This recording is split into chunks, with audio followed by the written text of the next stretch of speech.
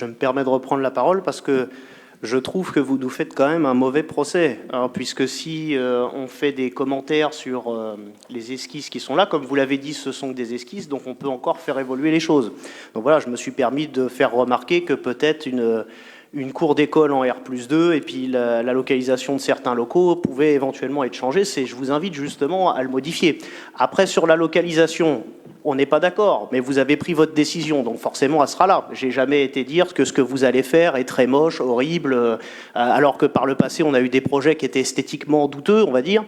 Là, c'est vrai que c'est beau. Après, je vous invite à vous méfier, parce que c'est vrai que quand on est en phase d'esquisse, généralement, les architectes, sur le papier, tous les projets, ils sont magnifiques, hein. Après, quand ils sont livrés, c'est pas toujours la même chose. Donc, faudra être vigilant à ce que ça ressemble aux belles vues qu'on a fait en conception par ordinateur. Hein.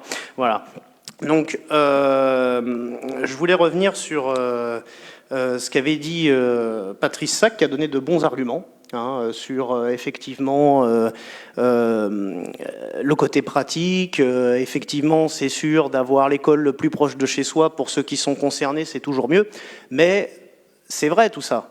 Mais je pense que quand on construit une politique publique, il y a aussi la problématique du coût qui doit rentrer en balance. Parce que c'est vrai que finalement, si le coût n'est pas un problème, on peut déborder complètement et faire des choses qui sont pharaoniques. Voilà, donc il faut toujours prendre le coût en compte dans le cadre des politiques publiques. D'ailleurs, comme vous l'avez dit, vous avez cité l'exemple du collège de Lalande, où là, effectivement, ça a été fait dans les conditions foncières les plus intéressantes à l'époque pour limiter les coûts. Et Dieu sait si le département, en termes de moyens financiers, c'est quand même largement au-dessus de la ville d'Athis-Mons. Hein. Et donc, effectivement, nous, ce qu'on suggérait, c'était de réaliser l'école à la Cité de l'Air, parce que le coût aurait été bien moindre. Et d'ailleurs, comme ça a été dit par votre élu au scolaire, le foncier qui était sur place étant beaucoup plus disponible et présent, on aurait pu peut-être dans la conception ne pas avoir ce type de cours qu'on est obligé de mettre à l'étage finalement à cause de la configuration des parcelles. Et effectivement, vous avez cité que ces choses se font à Paris. Ben oui, ces choses se font à Paris, parce qu'à Paris, en termes de foncier, on est quand même extrêmement contraint. Voilà, alors que nous, on est quand même en grande couronne, on a des endroits avec un petit peu de foncier, c'est là à notre sens, il aurait fallu réfléchir pour une école. Alors par contre, c'est vrai, voilà, il faut le reconnaître, ça aurait nécessité aussi de retravailler, par exemple, la carte scolaire. Hein, puisque c'est sûr qu'on n'allait pas créer une école et puis juste mettre les personnes en besoin automatiquement là-bas. Il aurait fallu redécouper la carte.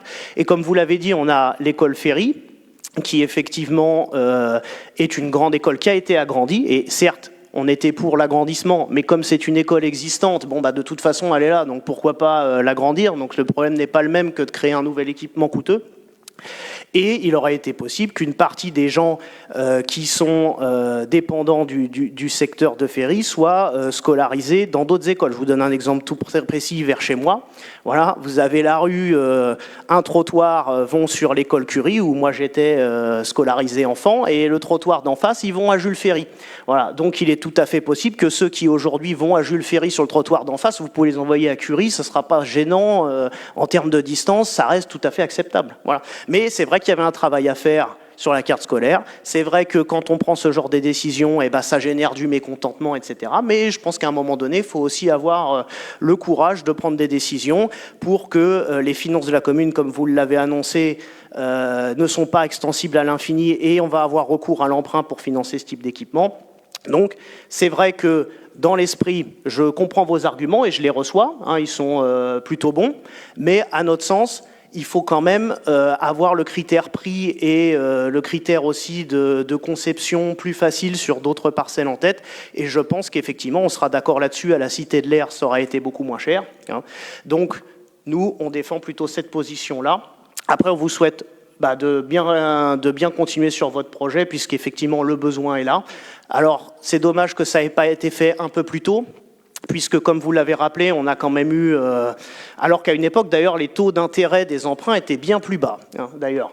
Et les coûts, maintenant, avec l'inflation et les coûts de construction ont augmenté. Donc, c'est vrai que c'est dommage, on vous l'avait dit, d'ailleurs, hein, dès les premières années, de lancer le plus vite possible ce besoin. c'est vrai qu'on l'aurait anticipé un petit peu, peut-être la facture aurait été un peu plus basse. Mais enfin, on vous souhaite plutôt on suivra tout ça. On vous souhaite de bien avancer là-dessus, puisqu'effectivement, de toute manière, c'est un besoin de la ville. Et donc, moi, également, je vais m'abstenir, puisqu'effectivement, le besoin est là. Mais comme vous l'avez compris, j'aurais favorisé un projet alternatif de construction d'écoles. Voilà, je vous remercie. Patrice Sac.